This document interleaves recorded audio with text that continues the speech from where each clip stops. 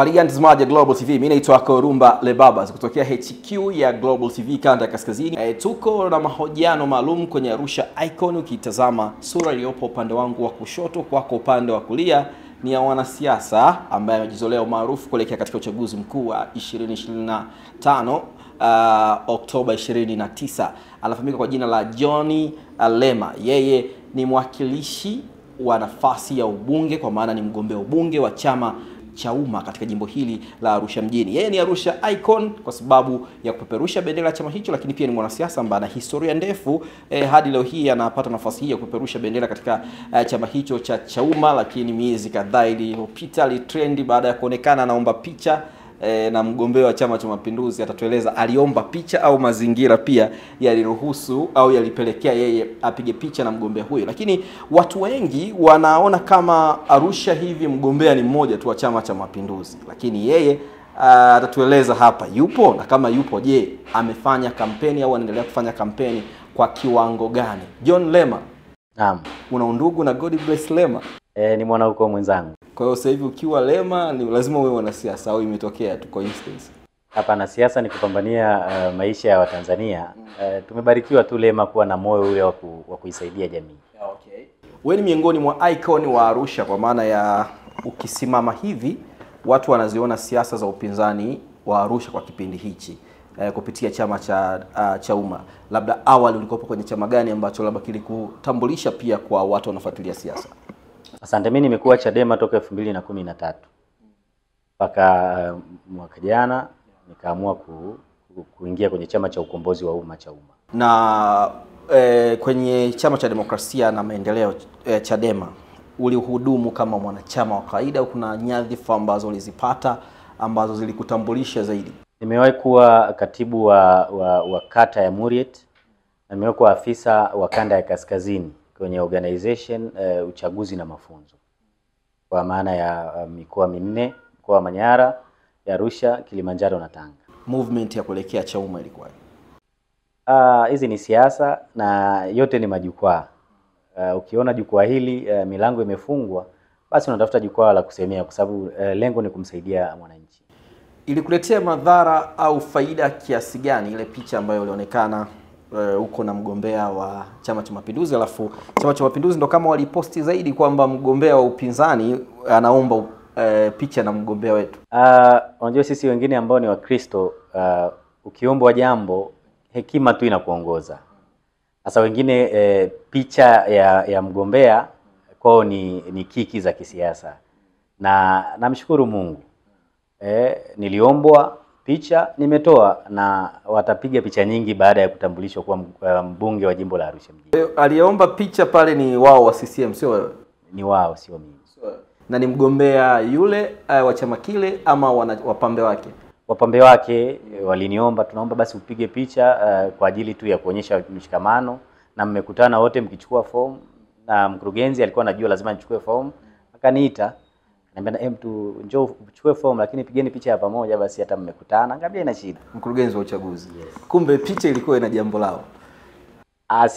Ni mshikamano tu kama walivyosema, na mimi nikaelewa kama ni swala la mshikamano na ni wagombea wote, na hivi tutakutana kwenye sera mtaani, tutanyooshana kule. Mimi sikuona issue kubwa sana kwa maana ya picha. Ilikuletea madhara yoyote baada ya namna ambavyo wao waliitumia? Maana ilionekana kama wewe ndio umeomba picha, lakini pia watu walikopo wanaona kama hakuna userious kuelekea kwenye uchaguzi huu, labda ni kiini macho tu kwamba wewe unasindikiza hizi safari za uchaguzi huu.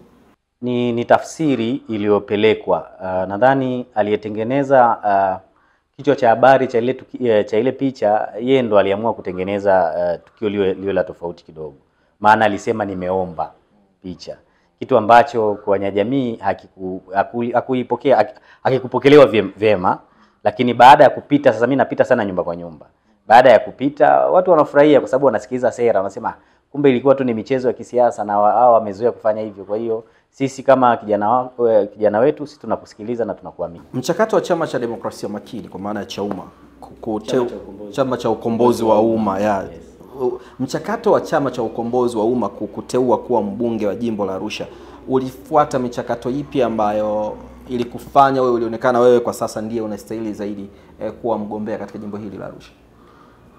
Michakato huwa inaanza kwenye majimbo, kwa maana wale wajumbe wa jimbo husika au wilaya husika wanapendekeza, then inaenda kwenye mchakato wa mkoa na wenyewe wanapendekeza, pia inaenda juu kwa maana halmashauri kuu na kamati kuu wanaamua sasa kwenye mapendekezo haya huku chini yote, na mapendekezo yote hayo huku chini huwa yanapigiwa kura.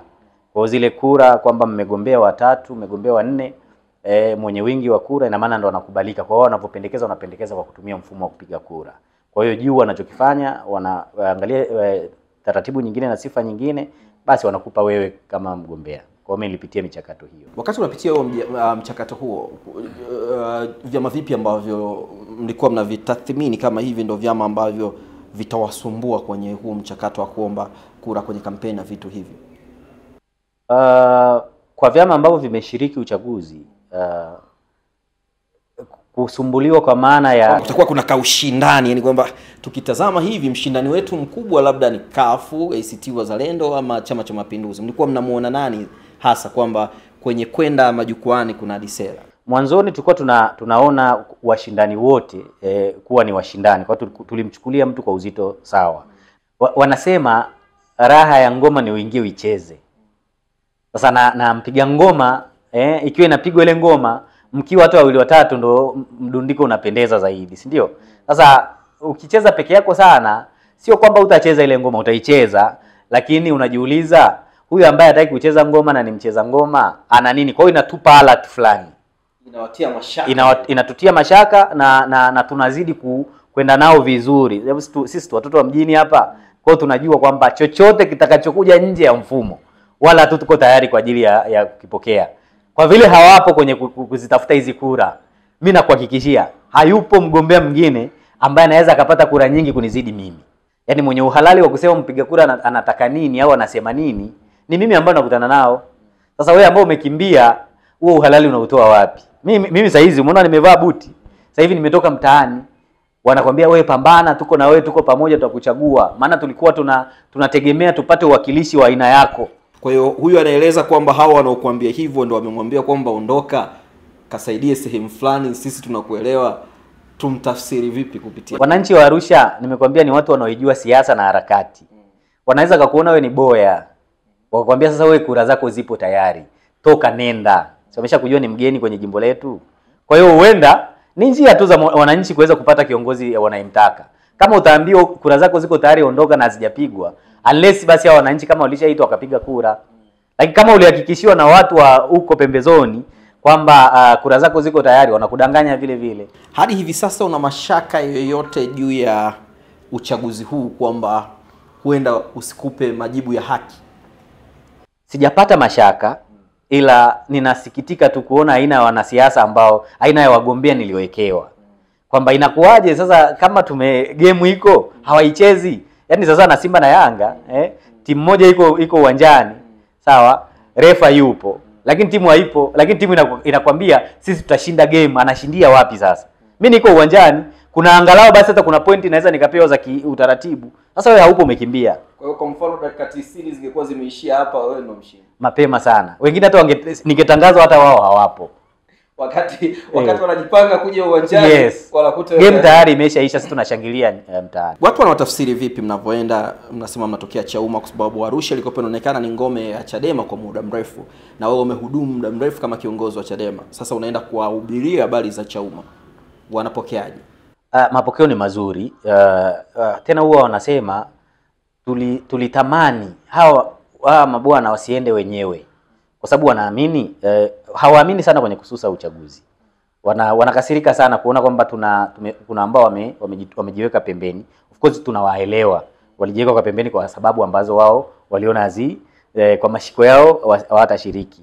Ila sisi tunavyoenda kuwaendea wananchi wapiga kura, wanasema afadhali tumeweza kumpata mkombozi wa kuweza kwenda kutusaidia hili. Maana hata mkituachia hili miaka 5 sio kwamba kutakuwa hakuna uongozi, wataweka uongozi kwa nguvu. Ni bora wewe mwanetu ambaye umejitokeza, umeweza kwenda mtaani na tutakuunga mkono. Kwa hawako tayari. Wananchi walishamaliza shughuli na CCM. Wanahitaji tu kiongozi yoyote ambaye mwenye dhamira ya dhati. Kwa hiyo wakiniangalia wanauona ule upinzani wa dhati, wanauona uongozi ambao utaenda kusaidia matatizo yao. Wakati unazungumzia watu kuuona huo upinzani wa dhati, kuna wengine ambao wanauona CCM na Uchauma ukiwa sehemu moja. Ni nani anayefurahia zaidi kuhusishwa na chama hichi? Yaani ni Chauma wanafurahia kuhusishwa na CCM au CCM ndo wanaofurahia kuhusishwa na Chauma, kwa namna ambavyo wewe umepita huko mtaani na unavyowajua wanasiasa? Okay, nashukuru sana. Kwenye siasa kuna propaganda. Propaganda ya Chauma kuhusishwa na CCM inawanufaisha watu wawili. Wa kwanza ni CCM. CCM wanafurahi sana kwa sababu wanajua nguvu ya Chauma itapunguzwa, sababu wao hawakubaliki.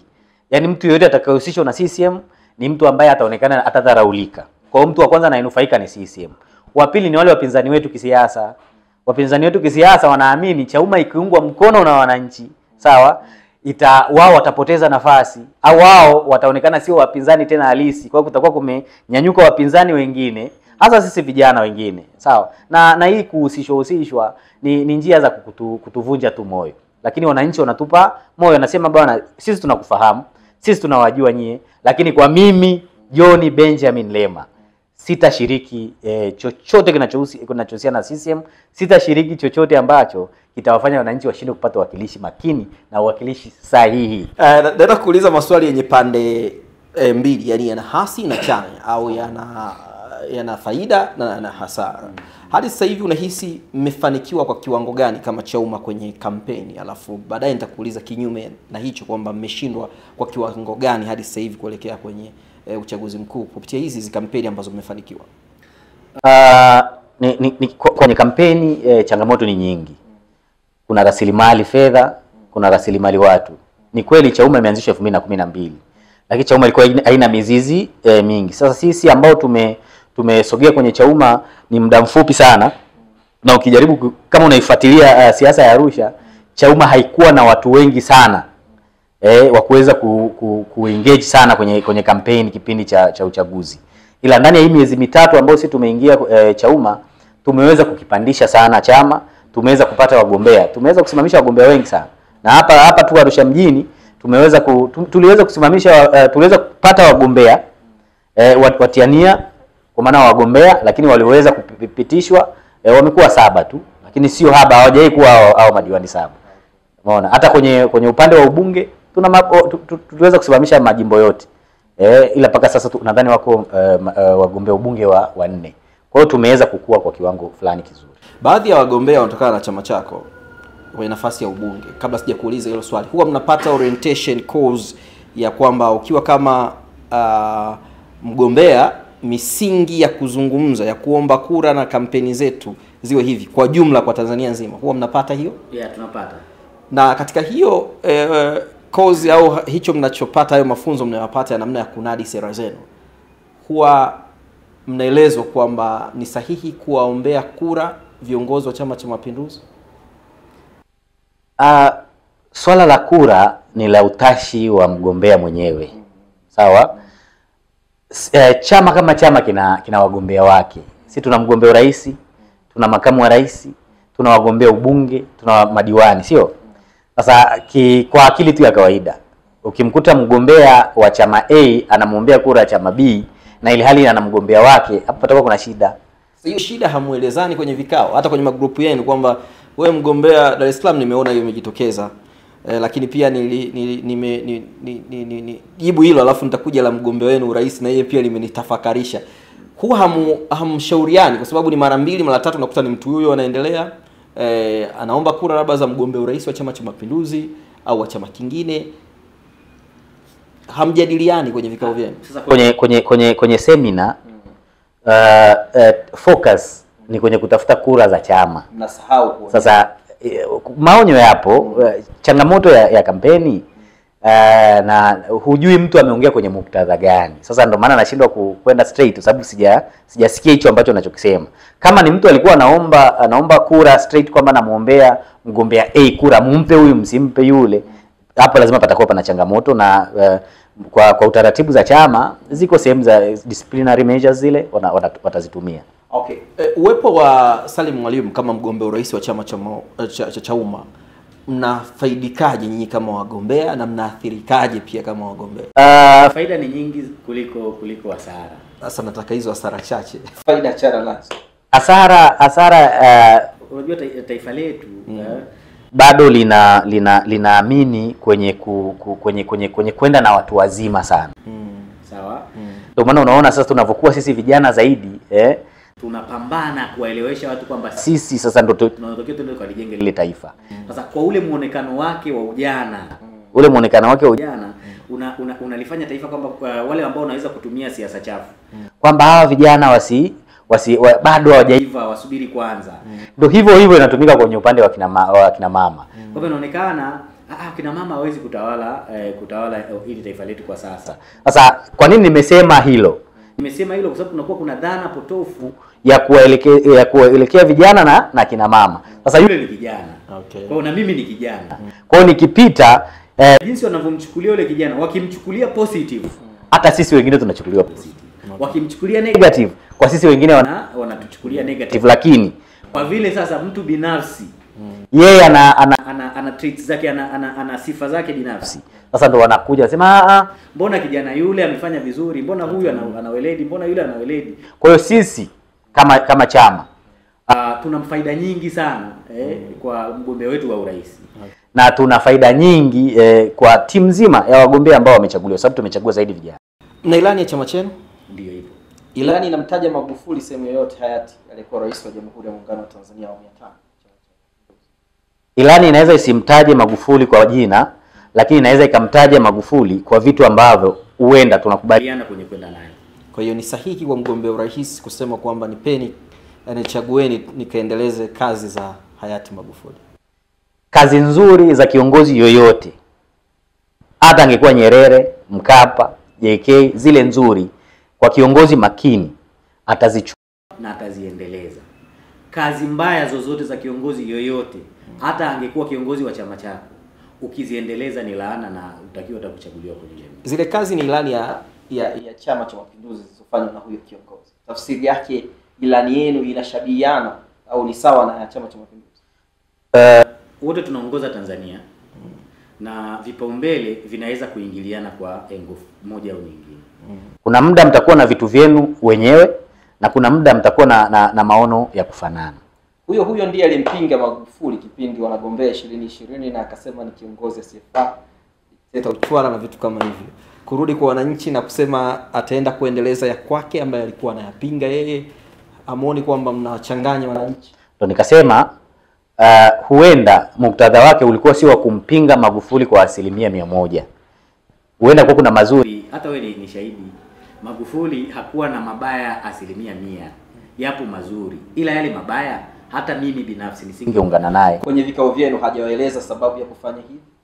Ni kipindi cha kampeni, hatukutani muda wote. Mimi nadili na jimbo langu, naye anadili na nchi nzima. Nadhani baada ya mkutano wanakaa wanafanya tathmini. Kama kuna jambo ambalo litakuwa lilienda vibaya, watarudi kwenye media na watalisema. Kama hajasema, huenda liko sawa. Hadi sasa nikiwa namalizia tunarudi kwenye jimbo. Unatamani mgombea gani na wa chama gani asirudi hadi siku ya uchaguzi ili kampeni zako ziendelee kuwa rais? Natamani warudi ili sababu sasa hivi napata ugumu sana wa kueleza sera zangu tu mtaani. Unajua unapokuepo na wenzako wanasema sera zao, ni rahisi kushindanisha sera. Sasa hivi wananchi wanajua tu kwamba John Lema yeye ataleta school bus za wanafunzi, John Lema atakisha viwanda vya kimkakati kwa wazawa vinaletwa, John Lema ataleta bima nafuu kwa wananchi. Hizo ndio vitu ambazo wanasikia. Sasa wasikii wenzetu. Sasa wakija kusikia wenzetu wamelazimisha ushindi na ili hali hawajawahi kusikia hata sera zao, itakuwa ni changamoto sana. Kwa hiyo mimi nataka waje tupelekane hata kwenye hizo siku 16 tu zilizobaki. Waje tushindanishe sera, wasikimbie. Kama wanajiamini, ili jiji la kumsikiliza yoyote, hata kama ni wageni, wasiogope, wasijifiche sana. Kuna kata 25. Wao wanaweza kusema tulishafanya na nini, watu wanafahamu. Wao watakuja kufanya finishing huko. Katika kata 25 kwa kiongozi ambaye yuko serious, anataka nafasi kama hii ambayo unaitaka jimbo la Arusha. Unahisi ni mikutano mingapi inaweza ikampa uhalali wa kuonyesha kwamba sera zake zimefika kwa watu na hata akishinda kusiwe na malalamiko kwa sababu watu watajua ni kwa nini ameshinda? Kaka, labda mtu asiyejua, labda mtu asiyejua jimbo la Arusha mjini. Jimbo la Arusha mjini, hizo kata unazosema 25 zina mitaa jumla ni 154. Mtaa mmoja ukisema uzunguke ni changamoto. Kwa hiyo ili uweze kuifanya siasa yako vizuri na ukubalike na wananchi, unahitaji angalau sio pungufu ya siku 30. Kwa maana angalau ushinde hata siku moja. Tena hiyo siku moja unaoshinda kwenye kata, sababu kata ziko 25. Ukishinda hiyo siku moja, ushinde nyumba kwa nyumba, ushinde kwenye mikutano ya hadhara, yani uihemee kweli kweli. Na wewe umefanya? Nimefanya, niko mtaani na naendelea nayo pia. Akija mtu ambaye hatofanya hivyo au hajaonekana kufanya hivyo, akatangazwa kwamba wananchi wamemchagua kwa kishindo na wao wameshindwa, utajisikiaje? Sio mimi nitajisikiaje. Tarehe 29 pamoja na wananchi ndio tutajua kwamba tunajisikiaje. Tusubiri. Kwa sababu wananchi si wanajua nini wanaenda kukifanya. Wakikifanya, wakigundua kwamba wamedhulumiwa, hatutaweza kukaa kimya. Sisi dhuluma, haki ni lazima itamalaki muda wote. Wakati mnaenda kwenye uchaguzi kuna watu wamegoma kushiriki wakiamini kuna dhuluma. Nyinyi mmeshiriki mkiamini hakuna dhuluma. Kwa hiyo watu hawatatamani kusikia hivyo visingizio vya dhuluma. Mje na sababu nyingine, labda kwamba tulishindwa kwa sababu watu hawakuelewa sera zetu, tulishindwa labda kwa sababu tulikosa usimamizi mzuri wa kujiorganize kama timu na vitu kama hivyo. Yaani swala la dhuluma, la haki, si nini? Nafikiri Watanzania wengi watawashangaa kwa sababu hadi sasa hivi umenieleza kwamba hamna mashaka yoyote. Ndio nikasema kwamba tarehe 29 siku ya kupiga kura, sisi hatusemi kwamba haki itatamalaki muda wote. Hatuna hiyo guarantee kwamba hawa watu ni malaika, kwamba hawataka watende dhambi. Sawa? Hata ambao hawajashiriki hawana uhakika wa kile ambacho wanakisimamia kwamba ndo kitaenda hivyo hivyo. Kwa hiyo kila mtu hajui tarehe 29 nini kitatokea. Wakija vizuri, tutaenda nao vizuri. Wakija vibaya, tutakabiliana nao kulingana na mazingira husika.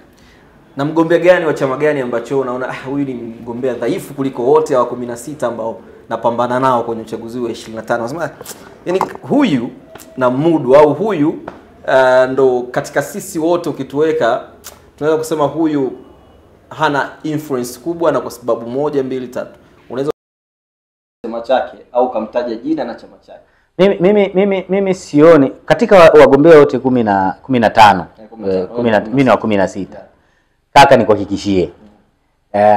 Bado sijapata ile upinzani. Labda kama hivyo labda kama kungekuepo na labda kwa chama ambacho hakijashiriki, labda na hata chama tawala wangekuwa labda wamemleta aliyekuwa mgombea ubunge ambaye kuna vitu alikuwa amefanya. Lakini kwa hao walioko sasa hivi hapana, ni uongo kaka. Simuoni ambaye anitikisi kwanza. Simuoni atakifanya hizo kazi. Kwa hiyo bado sana. Mwisho kabisa tunaenda ukingoni, Wanarusha wanakutazama na wafuatiliaji wa siasa za Tanzania wanakutazama. Una lipi la Oktoba 29 2025 siku ya kupiga kura kwenye uchaguzi mkuu wa Jamhuri ya Muungano wa Tanzania? Okay, nashukuru sana. Oktoba 29 2025 ni siku muhimu sana kwenye taifa letu. Ni siku ya kuamua hatma ya maisha yetu ndani ya miaka 5.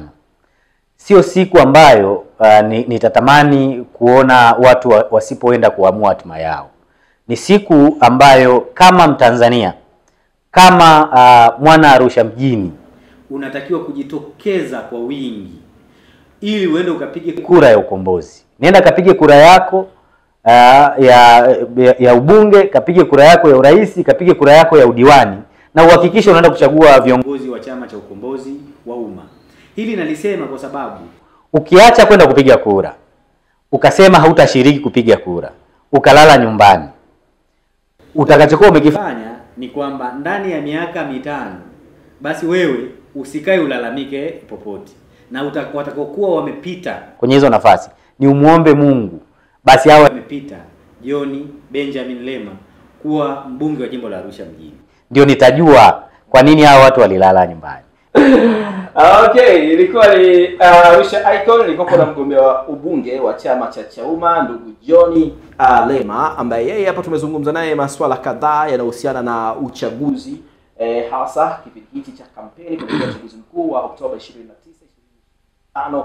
ameshangaa kwamba anajikuta ulingoni kila siku yuko mwenyewe tu anaomba kura. Kwa hiyo anasema kwamba anawahitaji wagombea wengine wa Arusha warudi, kwa sababu hadi hivi sasa anaamini yeye ndo mshindi uchaguzi ukifanyika leo, na ikitokea vinginevyo atashangaa, sababu ndo mgombea pekee ambaye amefanya kampeni na yupo kwenye kampeni kwenye sehemu nyingi kuliko mgombea mwingine katika vyama 15 ambavyo vinashiriki uchaguzi huu kwa mwaka 2025. Mimi ni mwandishi msomi, naitwa Korumba Lebabas. Instagram nafahamika kama Korumba_Lebabas. Unaweza kutufuatilia huko, wakati Global TV nafahamika kama Global Publishers. Tufollow huko kwa update na taarifa mbalimbali. Weka komenti yako hapo chini kistaarabu. Kwa heri. Habari hii inatokea jijini Arusha, inahusiana na hoteli ya kimataifa ya Parrot Hotel. Hoteli hii ina hadhi ya nyota 4 ya ukweli iliyopo Kaloleni jijini Arusha. Jengo lake ni la ghorofa lenye floor 13, vyumba 116 vya kulala vyenye hadhi tofauti. Hapa kuna executive suite, junior suite, executive, standard bedroom, double deluxe na twin bedroom. Parrot Hotel ndani yake ina migahawa miwili. Mmoja ni maalum kwa ajili ya kupata kahawa za aina zote. Sehemu ya pili ni ya kupata chakula pekee. Hapa kuna bar maalum yenye swimming pool iliyopo floor ya 3. Kuna kumbi za mikutano kubwa 2 na kumbi ndogo kwa ajili ya vikao. Katika Afrika Mashariki, Parrot Hotel kwa sasa ni hoteli ya mfano kutokana na ubora wa huduma zake.